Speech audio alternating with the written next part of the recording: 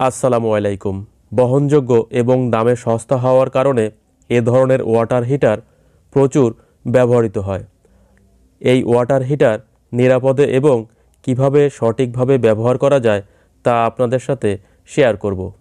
তো ওয়াটার হিটারের এই যে হুক রয়েছে, এই হুকটি বিশেষ প্রয়োজনে দেওয়া হয়। কিভাবে এই হুক ব্যবহার করে পানি গরম করা হয় তা আপনাদের সাথে শেয়ার করার আগে আমি কয়েকটি ওয়াটার হিটারের কোয়ালিটি আপনাদের সাথে শেয়ার করছি এবং এগুলোর দাম কেমন হয়ে থাকে তাও আপনাদের দেখানোর চেষ্টা করব। তো আমার কাছে মোট 4টি ওয়াটার হিটার রয়েছে, তার ভিতরে এই ওয়াটার হিটারটি একটু উন্নত মানের। এই 4টির ভিতরে এই একটি ওয়াটার হিটার বেশ উন্নত মানের, যার দাম বর্তমান বাজারে 500 টাকা। তো এটি একটি ইন্ডিয়ান প্রোডাক্ট। কী কারণে একটু উন্নত মানের তা আমি আপনাদের দেখানোর চেষ্টা করব। তো এই যে ওয়াটার হিটারটি দেখছেন, এটি মূলত 280 টাকা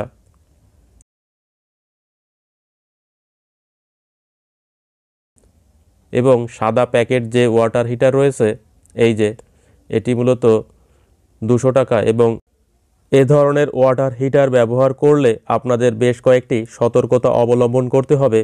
যদি আপনার বাসার পাওয়ার সকেটে আর্থিং সংযোগ থাকে তাহলে আপনারা 3 পিন ফ্ল্যাগ সম্বলিত যে ওয়াটার হিটার রয়েছে সেই ওয়াটার হিটার ক্রয় করবেন। এবং আর্থিং সংযোগ থাকলে খুব সহজেই যদি বডি হয়ে যায় তাহলে ব্রেকার ট্রিপ করবে এবং দুর্ঘটনার হাত থেকে আপনারা রক্ষা পেয়ে যাবেন।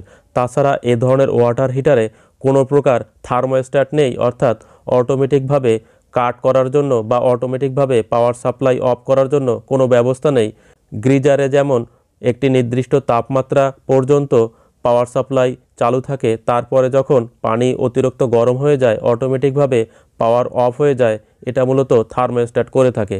তো এ ধরনের ওয়াটার হিটারে কোনো থার্মোস্ট্যাট বা অটোমেটিকভাবে কাট করার কোনো সুযোগ নেই। এজন্য আপনারা ম্যানুয়ালভাবে যখন পানি গরম হয়ে যাবে নিজে থেকেই অফ করে দেবেন। তাছাড়া যদি আপনাদের বাসায় আর্থিং সংযোগ না থাকে সতর্কতার সহিত এ ধরনের ওয়াটার হিটার ব্যবহার করবেন। যদি বডি হয়ে যায় তাহলে বড় ধরনের দুর্ঘটনায় পড়তে পারেন। এবং এ ধরনের ওয়াটার হিটার ব্যবহার করে যখন পানি গরম করবেন তখন বাচ্চাদের একটু দূরেই রাখবেন। লাল প্যাকেট 350 টাকা এবং সাদা প্যাকেটের ওয়াটার হিটার 200 টাকা।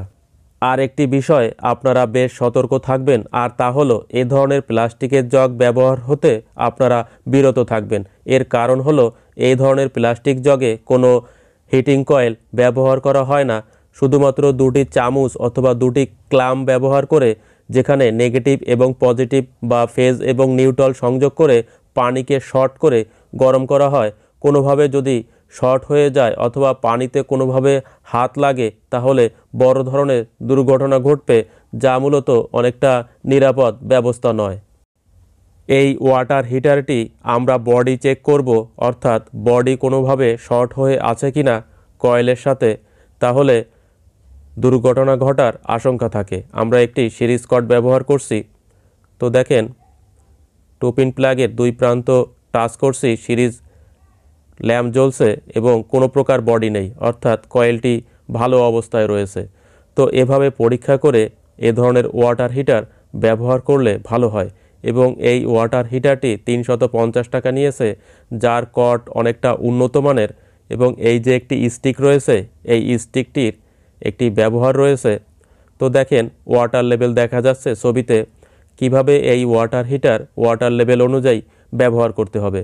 আমরা এই যে দাগ দেখছেন, এখানে যে লেবেল দেওয়া রয়েছে এই লেবেল পর্যন্ত পানি পূর্ণ থাকবে, অর্থাৎ যে বালতি ব্যবহার করে আমরা পানি গরম করব ওই বালতির পানি এই লেবেল অনুযায়ী পরিপূর্ণ করা থাকবে। এটাই মূলত এই ছবিতে দেখানো হয়েছে। তো আমরা বাস্তবে দেখব কিভাবে এই ওয়াটার হিটার ব্যবহার করা হয়। তো এখানে একটু ভুল রয়েছে, যে ভুলটি আমি আপনাদের পরে ধরিয়ে দিচ্ছি।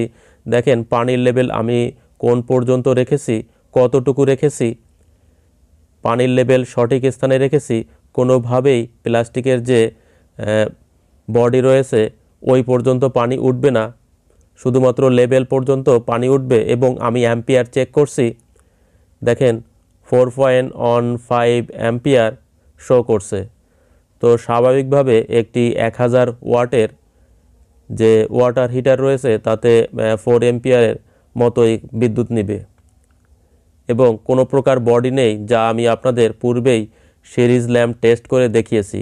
যদি সিরিজ ল্যাম্প না থাকে তাহলে যদি এ ধরনের একটি মিটার বা যে কোনো ধরনের একটি মিটার আপনারা ম্যানেজ করতে পারেন, ওই মিটার ব্যবহার করে আপনারা বডি চেক করতে পারবেন।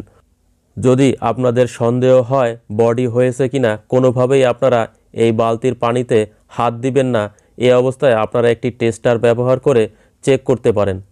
তো দেখেন আমি যেভাবে পানি গরম করছি এটা ভুল পদ্ধতি, কারণ এই ওয়াটার হিটার যখন গরম হবে ধীরে ধীরে প্লাস্টিকের বালতি গলে যাবে।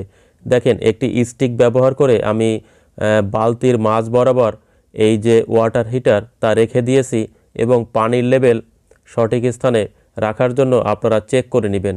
আর একটু পানি প্রয়োজন হবে। আর একটা পদ্ধতি রয়েছে, এই যে স্টিক রয়েছে, দেখেন আমি হাত দিয়ে চেক করছি, কোনো প্রকার বডি নেই। তো আপনারা এইভাবে চেক করবেন না, যে কোনো সময় বডি হয়ে যেতে পারে। এটি মূলত একটি সমস্যা এই ওয়াটার হিটারের ক্ষেত্রে।